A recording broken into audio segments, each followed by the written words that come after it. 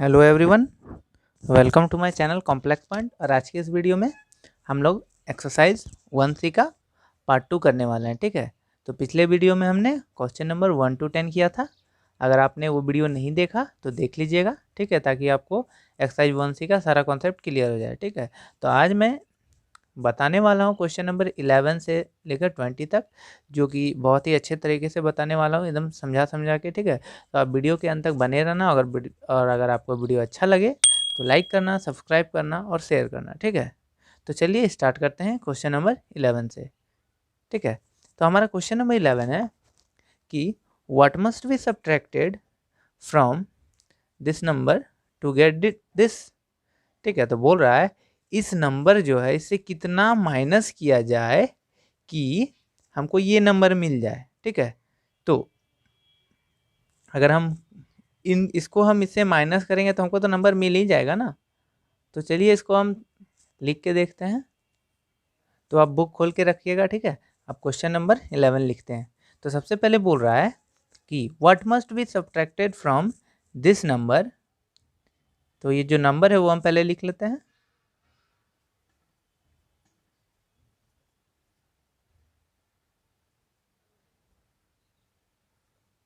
ठीक है, तो ये नंबर दिया हुआ है, बोल रहा है इस नंबर से कितना सब्ट्रैक्ट किया जाए। तो ये एक तो नंबर था, और ये जो दूसरा नंबर है दिया हुआ है टू गेट दिस, तो उसको भी हम लिख लेते हैं।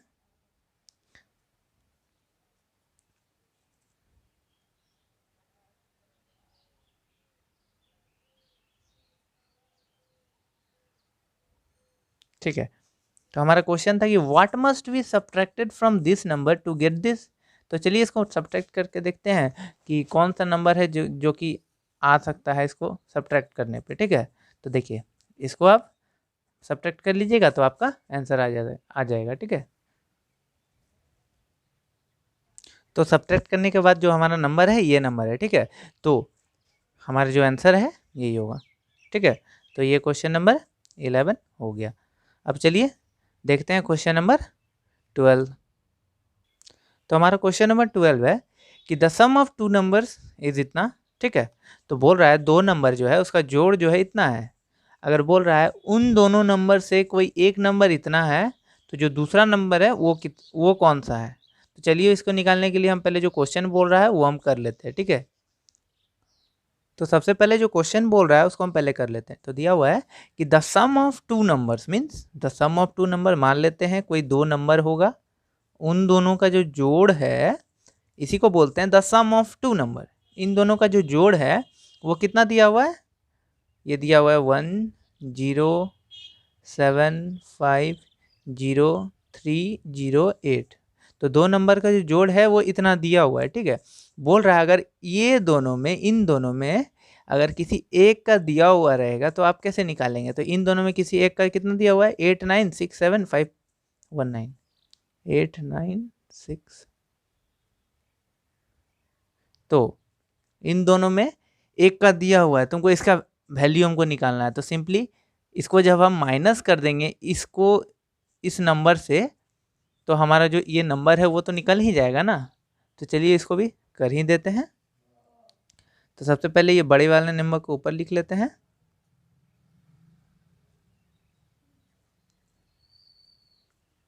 ठीक है, और इस नंबर को इसके नीचे।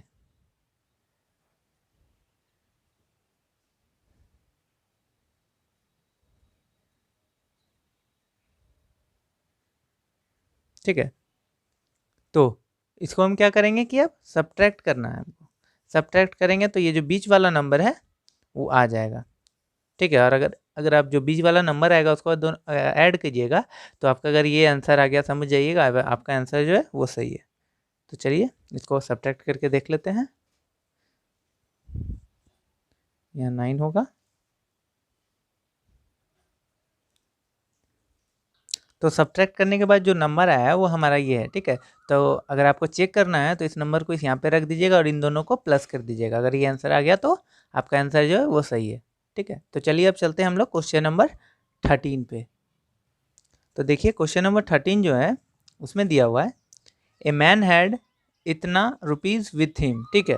तो एक इंसान है जिसके पास इतना रुपीज़ है, ठीक है। अगर बोल रहा है क्वेश्चन में कि ही स्पेंट इतना on buying A school building, तो अगर वो इसमें से इतना जो है एक स्कूल बिल्डिंग खरीदने में लगा दिया, तो क्वेश्चन पूछ रहा है कि उसके पास कितना बचा।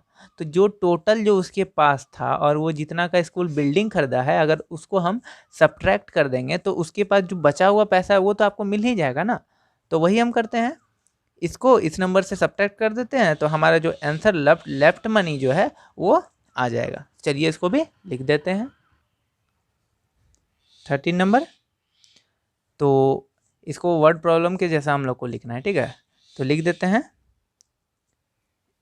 ए मैन हैज रुपीज, उसके बाद कितना रुपीज था वो लिख लेंगे सबसे पहले।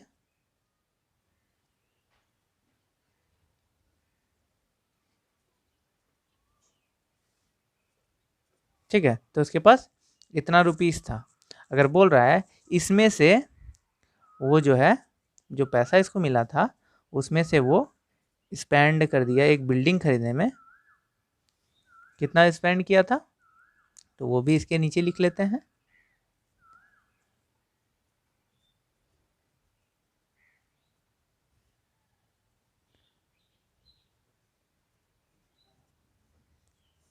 तो इसमें से वो इतना जो है स्पेंड कर दिया किसमें, तो स्कूल बिल्डिंग खरीदने में।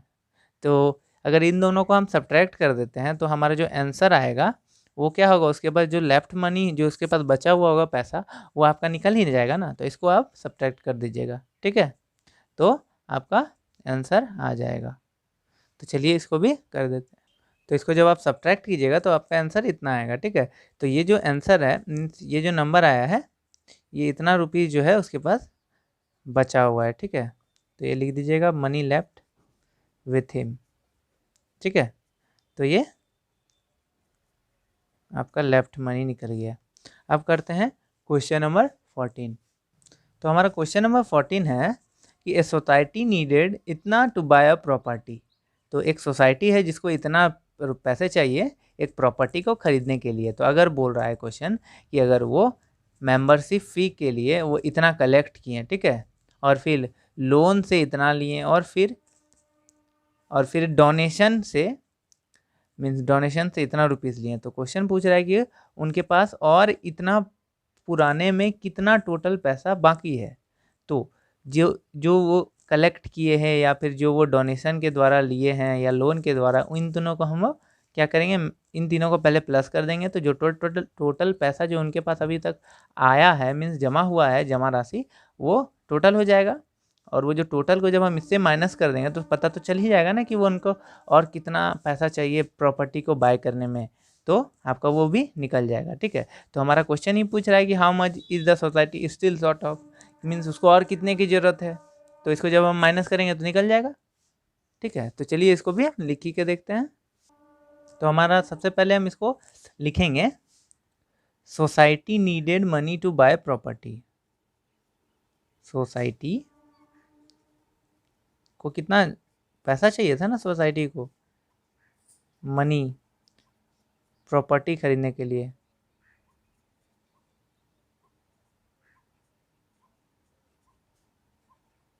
तो वो जो टोटल रुपीस था वो हम लिख लेते हैं कि वो कितने में प्रॉपर्टी खरीदने वाले थे।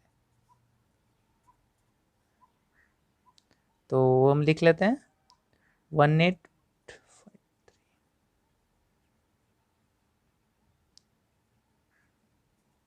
तो उसको जो टोटल प्रॉपर्टी खरीदने में इतना रुपीस लगना था, ठीक है।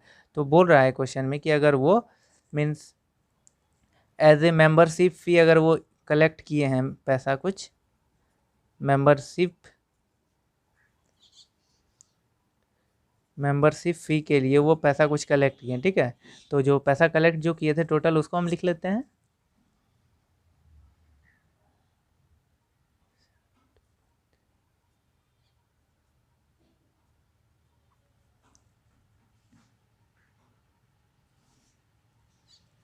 मेंबरशिप के लिए इतना पैसा था, ठीक है।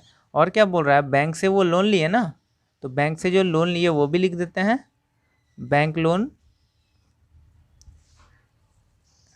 तो बैंक से लोन कितना लिए थे 5675,450 5675,450।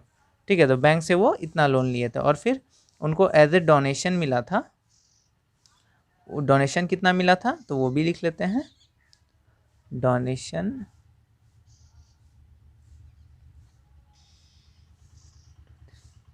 2937,680 2937,680 और 0। ठीक है, तो ये कुछ टोटल रुपीस थे जो उनको मेंबरशिप के लिए मिला था, फिर उनके बाद बैंक लोन से लिए और फिर डोनेशन मिला। तो अगर हम इन तीनों को जोड़ देंगे तो जो टोटल मीन्स हमको जितना चाहिए होगा इतना पुराने में वो तो निकल ही जाएगा ना। तो इसको हम सबसे पहले ऐड कर देते हैं। ठीक है, सिंपल वे में आपको समझना है कि इसको क्या करें, तो इसको ऐड कर देंगे सबसे पहले। तो हम इसको ऐड कर लेते हैं।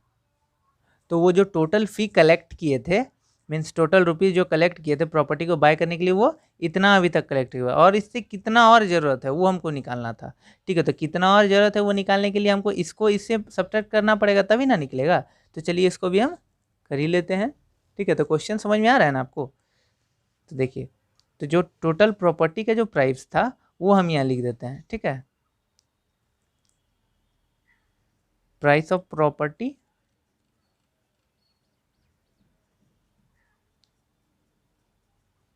जितना था वो लिख देंगे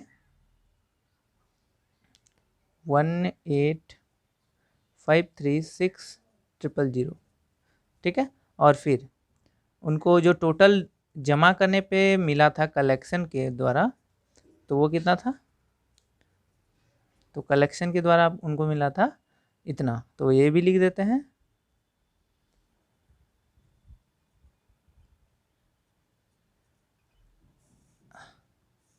मान लिया जाए हमको इसमें निकालना है कि कितना और जमा चाहिए, तो माइनस ही ना करेंगे, तो इसको अब हम माइनस भी कर देते हैं।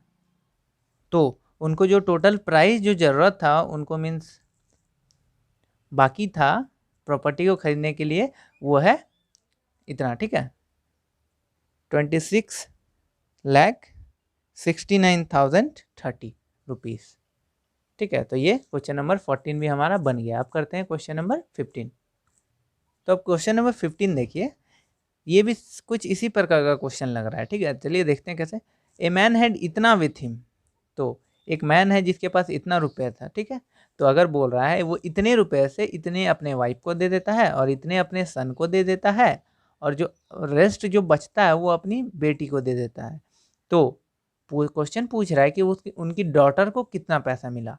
तो देखिए इसमें भी वैसा ही होगा, टोटल प्राइस तो उनको जो मिलता है वो तो इतना ही था, वो इतना वाइफ को दिए इतना सन को दिए, तो वाइफ और सन को ये तीनों को जोड़ने पे जो है ये टोटल इतना पुरना चाहिए। ठीक है, तो इन दोनों का तो दिया हुआ ही है, अगर इन दोनों को हम प्लस कर देंगे और इससे माइनस कर देंगे जो टोटल मीन्स जो टोटल डॉटर को पैसा मिला होगा वो तो निकल ही जाएगा ना इस तरह करने से। ठीक है, तो चलिए इसको भी करके देखते हैं। तो सबसे पहले हम लिखेंगे कि वो जो मैन था उसके पास कितना पैसा मिला सबसे पहले। तो ए मैन हैज लिखेंगे, ए मैन हैज रुपीस, कितना पैसा था उसके पास, तो उसके पास 10672,540 इतना पैसा था। ठीक है, और फिर बोल रहा है अगर वो इसमें से अपनी वो जो पैसा होता है वो अपनी वाइफ को दे देता है, ही गेव टू वाइफ, अगर वो अपना इससे से कुछ पैसा निकाल के अपनी वाइफ को दे देता है, कितना दे देता है, तो 4836980 इतना पैसा वो अपनी वाइफ को दे देता है। और फिर सन को कितना देता है वो भी लिख लेते हैं। तो सन को कितना मिला था,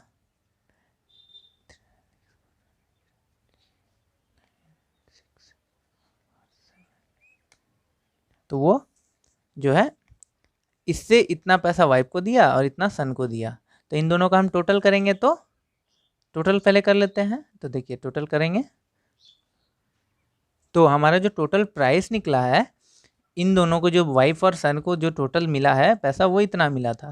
तो अगर हम इसको इससे माइनस करेंगे तो हमारा टोटल जो डॉटर को कितना पैसा मिला था वो तो निकल ही जाएगा ना। तो चलिए इसको भी हम कर देते हैं। तो टोटल मनी जो है जो मैन के पास था उसको पहले लिख लेते हैं।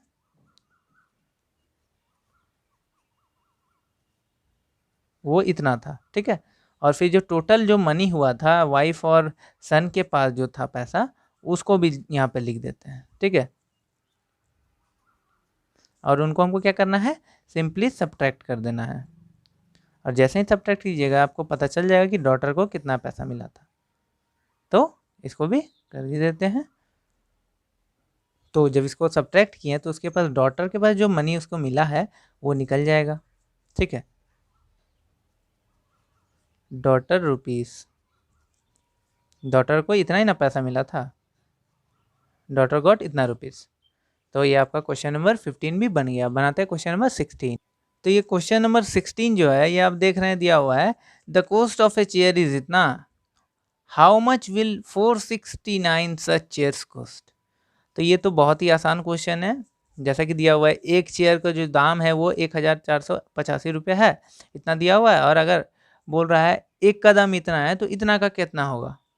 तो इसको निकालने के लिए क्या कीजिएगा, आप एक का इतना दिया हुआ ही है, इतना निकालने की मल्टीप्लाई कर दीजिएगा तो आपका ये 16 नंबर जो है आसानी से बन जाएगा, ठीक है। इसमें तो कुछ मुझे लग नहीं रहा है कि ऐसा चीज़ की जो बताने लायक है, ठीक है।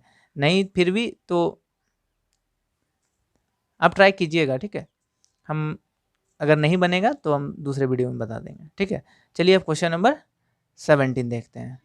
अब 17 नंबर है how much money was collected from इतना student of a school for a charity show if each student contributed इतना, ठीक है। इसमें बोल रहा है कि अगर मान लिया जाए कोई स्कूल है, ठीक है, उसमें से स्टूडेंट्स जो है कुछ मीन्स चैरिटी शो के लिए पैसा जमा कर रहे हैं, ठीक है। तो बोल रहा है क्वेश्चन में कि अगर एक स्टूडेंट 625 रुपये जमा करता है तो इतना स्टूडेंट कितना जमा करेगा। तो इसमें भी आपको तो कुछ नहीं सिर्फ मल्टीप्लिकेशन करना है। चलिए इसको हम बना देते हैं क्वेश्चन नंबर 17 को। तो देखिए इसकी एक इसको इसमें क्वेश्चन में हमारा तो जो देख रहे हैं ना बुक देखना है, ठीक है। तो क्वेश्चन है कि अगर कोई एक स्टूडेंट जो है वो एक स्टूडेंट जो है कितना रुपीज़ जमा करता है तो 625 रुपीज़ जमा कर रहा है स्कूल में चैरिटी शो के लिए, ठीक है। 625 रुपीज़ जो है चैरिटी शो के लिए एक स्टूडेंट जमा कर रहा है। तो आपका क्वेश्चन पूछ रहा है कि 1786 स्टूडेंट जो है वो अगर जमा करेंगे इतना ही रुपीज़ तो आपका टोटल रुपीज़ जो जमा होगा वो कितना आएगा। तो आपको सिंपली क्या करना है 1786 को जो है मल्टीप्लाई कर देना है 625 से। तो एक का इतना है तो 1786 का निकल जाएगा। तो इसको हम मल्टीप्लाई कर लेते हैं, ठीक है। तो इनको मल्टीप्लाई करने पे जो हमारा आंसर आ रहा है वो आ रहा है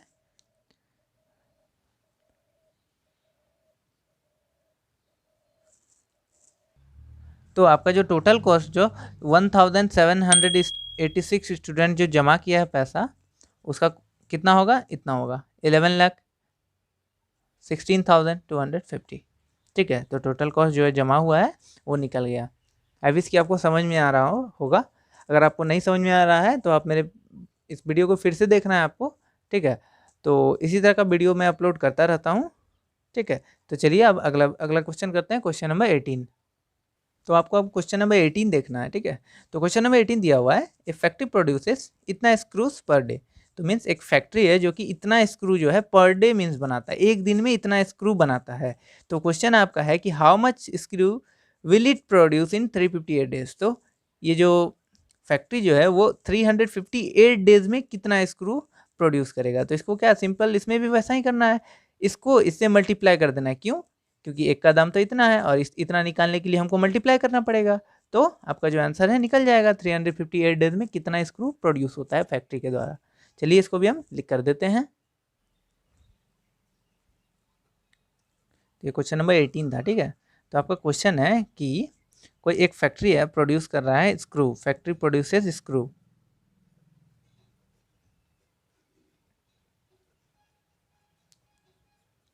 एक दिन में वो कितना स्क्रू प्रोड्यूस कर रहा है, तो 6985, ठीक है, फैक्ट्री प्रोड्यूसेस पर डे है, ठीक है, एक दिन का इतना स्क्रू है। तो क्वेश्चन है कि how much will it produce in 358 days.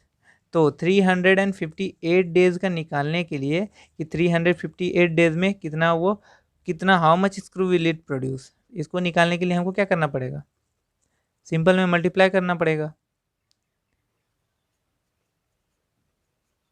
तो इसको कर देते हैं मल्टीप्लाई 6985 को 358 डेज से। तो इसको जैसे ही मल्टीप्लाई कीजिएगा आपका आंसर आ जाएगा, ठीक है। तो मैं मल्टीप्लाई कर लेता हूँ। तो हमारा जो फैक्ट्री जो है वो 358 डेज में 25,630 जो है स्क्रू प्रोड्यूस करेगा, ठीक है। तो ये क्वेश्चन नंबर 18 भी हो गया। आप करते हैं क्वेश्चन नंबर 19। तो क्वेश्चन नंबर 19 जो है, आप क्वेश्चन नंबर 19 देखना है। क्वेश्चन है मिस्टर भास्कर सेव्स इतना एवरी मंथ। तो मिस्टर भास्कर जो है वो इतना रुपीस हर एक महीना बचाता है। तो पूछ रहा है कि वो 13 साल में कितना बचाएगा। तो इसमें हमको ज़्यादा कुछ करना नहीं है, बोल रहा है एक महीना में वो इतना बचाता है। तो एक महीना में अगर वो इतना बचाता है तो वो एक साल में कितना बचाएगा, तो एक साल का निकाल लेंगे, ठीक है। और एक साल का निकल जाएगा तो फिर वो 13 से मल्टीप्लाई कर देंगे, तो हमारा जो है 13 ईयर्स का निकल जाएगा। चलिए इसको भी निकाल लेते हैं। Question number 19। तो यहाँ दिया हुआ है मिस्टर भास्कर सेव्स इतना रुपीस एवरी मंथ। तो मिस्टर भास्कर जो है वो कितना रुपीस सेव करता है हर एक महीना, तो वो पहले लिख लेंगे।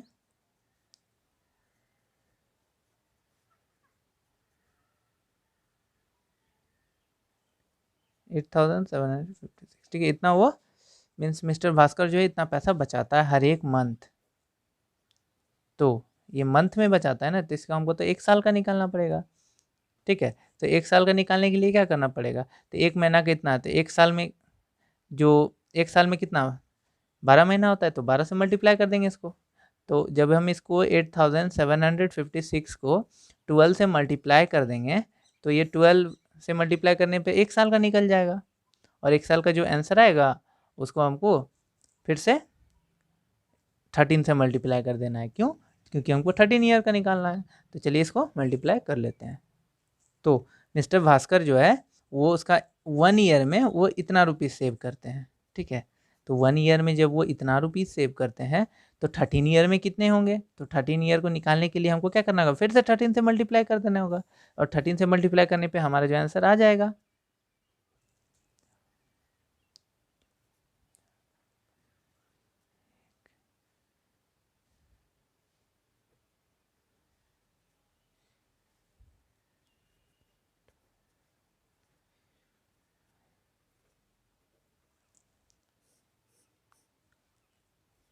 तो ये जो है इस तरह करने से हमारा जो टोटल है मीन्स एक साल का जो है पैसा वो निकल जाएगा, ठीक है। तो मिस्टर भास्कर जो है वो 13 ईयर में वो इतना रुपीज़ सेव करते हैं, ठीक है। तो यही आपका क्वेश्चन था, ठीक है। तो ये भी निकल गया। अब करते हैं क्वेश्चन नंबर 20 जो कि हमारा क्वेश्चन लास्ट है। तो क्वेश्चन नंबर 20 देखते हैं अब। क्वेश्चन नंबर 20, ए स्कूटर कोस्ट इतना रुपीज़, हाउ मच विल इतना सच स्कूटर कोस्ट। तो बोल रहा है एक स्कूटर का दाम इतना है और 487 इसी तरह का स्कूटर का कितना दाम होगा। तो एक का तो दिया हुआ है, इतना का आपको निकालना है, तो एक से इतना से मल्टीप्लाई कर देना है तो आपका आंसर आ जाएगा, ठीक है। तो ये भी बहुत आसान क्वेश्चन है, ये आप खुद से बनाने का कोशिश करना, ठीक है। तो अगर आपको वीडियो अच्छा लगा तो लाइक करें, शेयर करें और सब्सक्राइब करें। अगर नहीं समझ में आया तो फिर से वीडियो को देखें, ठीक है। तो चलिए मिलते हैं अगले वीडियो में, तब तक के लिए धन्यवाद।